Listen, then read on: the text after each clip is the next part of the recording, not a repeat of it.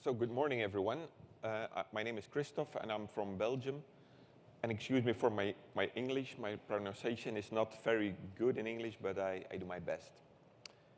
Good morning, Royal Highness, dear attendees. First of all, I want to thank you for giving me the opportunity to talk about accessibility here in Dubai. Dubai is a city, but not an ordinary one. It's a place that appeals to the imagination, and not only, in my own opinion, 8.3 million people, tourists, visited Dubai in the first half of this year. And so, tourism is one of the pillars of Dubai's diversifying economy. Dear attendees, travel and discovering other cultures become accessible in a growing part of the world population. The spectacular growth of China and other Asian countries certainly makes itself felt in Dubai. It makes this city a global attraction pole with a great future potential. But does this accessibility of the world also benefit people with a disability? For those who are physically limited, wheelchair users, blind or deaf people, people with walking difficulties, temporary or permanent. What about elderly people who are no longer able to do as they pleased and have to rely on others? The world has become a village, but not for them, not yet. However, travelers with a disability represent an untapped market amount of at least 50% of the world's traveling population. We are talking about hundreds of million people of potential travelers. This is why every destination has an interest in becoming accessible to people with a disability and positioning themselves accordingly. Allow me to briefly tell you about my story. At the age of 18, I hit a rock in shallow water while diving and I broke my neck. The result was a paraplegic, which permanently put me in a wheelchair. My wheelchair didn't stop me traveling. At first to close comfortable and certainly accessible destinations. Later, nice and warm destinations like the Canary Islands, USA, Japan, the Caribbean, East Africa. And later far-off destinations that aren't accessible. This is why I founded my own travel organization, We Travel To, in 2015. With We Travel To, we want to map every possibility for accessible travel and offer this to our travelers in a package form.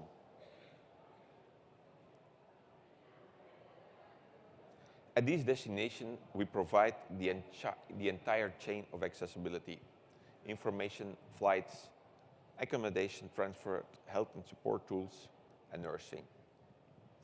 We rely on professional local partners, and they really play a crucial role in our success. And I made a short movie to introduce our organization.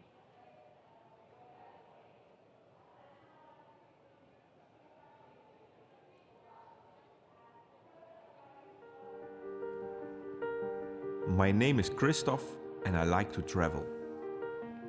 When I was 18 and traveling, I dove into shallow water at dusk and broke my neck. A stupid accident that landed me in a wheelchair. I'm Kristof and I like to travel.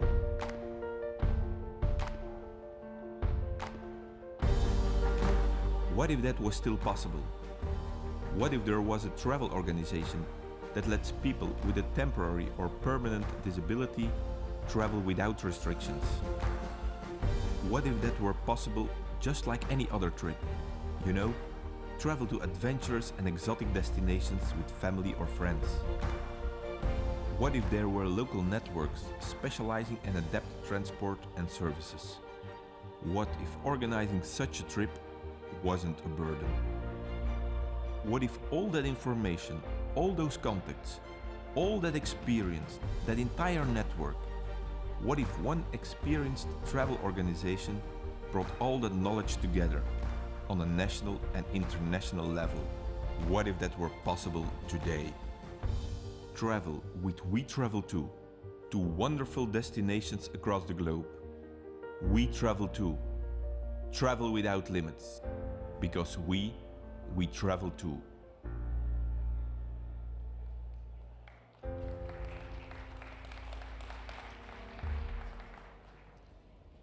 So thank you.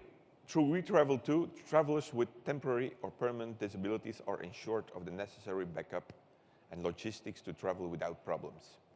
Adapted transport, rental of medical kits, available of medical assistance, accessible excursions, hotels, restaurants, attractions, that are the key elements for valuable travel experience of our clients. A second one, a special division of our organization is a non-profit organization called Compan, literally a companion. A compan is a bridge between travelers with a disability and volunteers. As a companion, travelers and volunteers go on holiday or a day trip without limits or worries. And we have a short movie about the logo.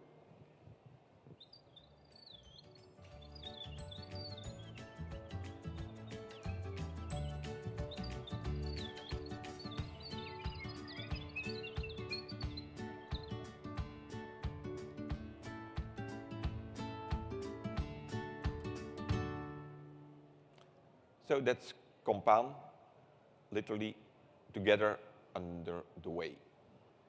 And a third pillar of our operations I would like to elaborate on is consultancy. Without our institutional partners, such as the regional Flemish government, organizations, companies, and private individuals, We Travel Too would not be where it is today, nor would it have received the amount of national media attention we have. In 2017, We Travel Too won the Tourism Flanders Award for Accessible Travel, a result of a constant effort to raise awareness to make societies more accessible for people with a disability. We did this through lectures for governments, associations, hospitals, and companies. Our consultancy division is separate, part of our operations. It represents the foundation, our vision on accessible hospitality I want to share with you because it provides valuable insights for a metropolis such as Dubai. So how achieve this? To make destinations more accessible, a step-by-step plan is needed in order to achieve an integral, accessible environment. How we can, a travel organization and hospitality company, create accessible destination. Let's take a look at these 4 important steps. Raising awareness, creating physical accessibility, mobility, and training and communication.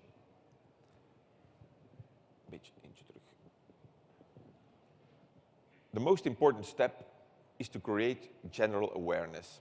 This starts with awareness about the concept of accessibility and the size of the target group. This includes not only people with a disability, but also the growing group of elderly people. Second is creating physical accessibility. Take into account the general physical accessibility in the building or infrastructure and strive for the necessary adjustment. Mobility, and what is important is the 7 steps of accessibility.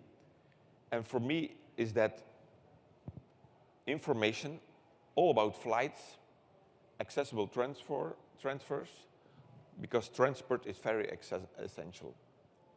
Accessible accommodation, healthcare tools, everything about to see, to do, excursions, assisting and nursing. The 4th step is training and communication, offering staff and other stakeholders training on how to deal with people with a disability. Communicate clearly and honestly on a continuous basis. What we strive for is a mental shift to create accessibility as a new normal. Dear attendees, allow me to take a closer look into how to raise awareness. I use this list up to the following points during my consultancy sessions when it comes to creating accessible environments. Together, they form a useful guideline for more accessibility for hotels, transport companies, taxi services, infrastructure, and generally into public domain. Raising awareness depends on how you involve and how you act.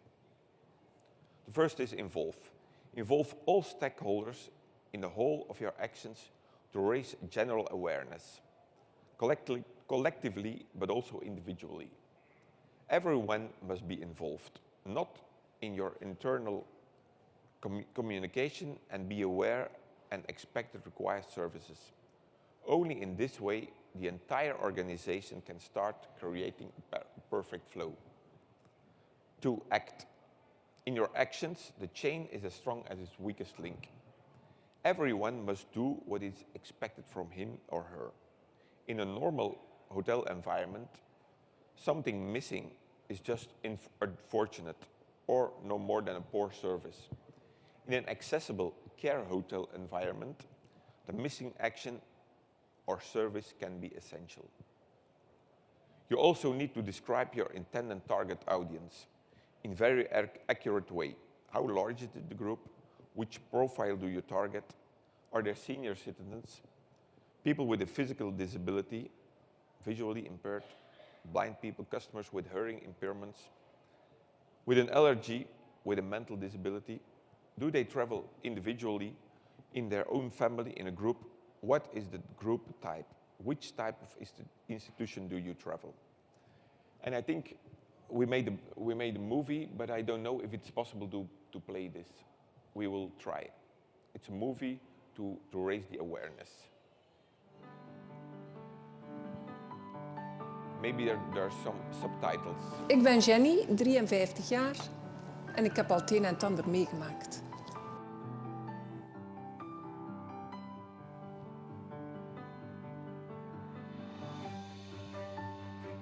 Ik ben naar Kenia geweest en het meeste dat mij is bijgebleven, dat is de ongerepte natuur, de schone landschappen. We hebben daar een 4-tal natuurreservaten bezocht. Wij zijn ook op safari geweest. Zo'n safari, dat is 's morgens heel vroeg opstaan. Dan kan je genieten van het ochtendlandschap, de opkomende zon. En je rijdt gewoon, de dieren overal om je heen eigenlijk bijna.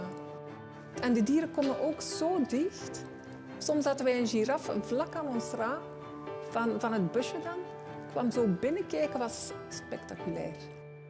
Ja, je moet een beetje avontuurlijk zijn aangelegd. De cultuur in Kenia, hoe kan je dat beschrijven? Ja, dat is iets, dat moet je ervaren echt. De bevolking in Kenia is heel nieuwsgierig. Heel begrijpend en enthousiast ook, maar heel nieuwsgierig. Ja, Kenia is prachtig. Ik wil ook mijn dochter het een en het ander meegeven, omdat ik vroeger ook veel op reis ben geweest. De bedoeling was eigenlijk om nog een beetje dichter naar elkaar toe te groeien, om echt iets anders te laten zien dan een klassieke reis. Wat mij aantrekt in reizen is voornamelijk het avontuur, de uitdaging voor plaatsen die je niet kent. Eigenlijk het totaalpakket. Het reizen zit in mijn bloed, ja. Dat is een passie, dat is een kunst, dat is het kunnen genieten. Veel reizen, dat maakt u groter ook, maakt u sterker. Ik wil toch ook nog de wereld zien.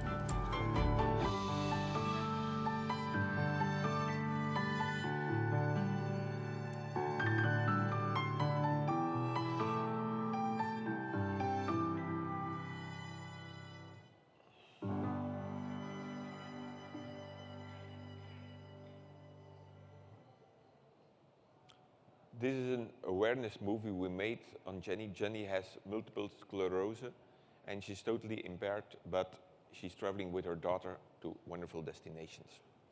So, dear attendees, let me wrap up this lecture by pointing out that integral accessibility cannot be realized without public or governmental support, or at being last facilitated by governments at every level. I would like to briefly inform you with a step-by-step plan developed by the Flemish government to give you an insight in how city can develop high-quality, accessible environments for all residents. The first is formulating ambitions, creating support, mapping the existing situation, improving accessibility, and assimilation within the organizational process. Dear attendees, accessibility is a mindset. When we start to contemplate accessibility as a new normal for everyone, the transformation of our infrastructure will follow naturally.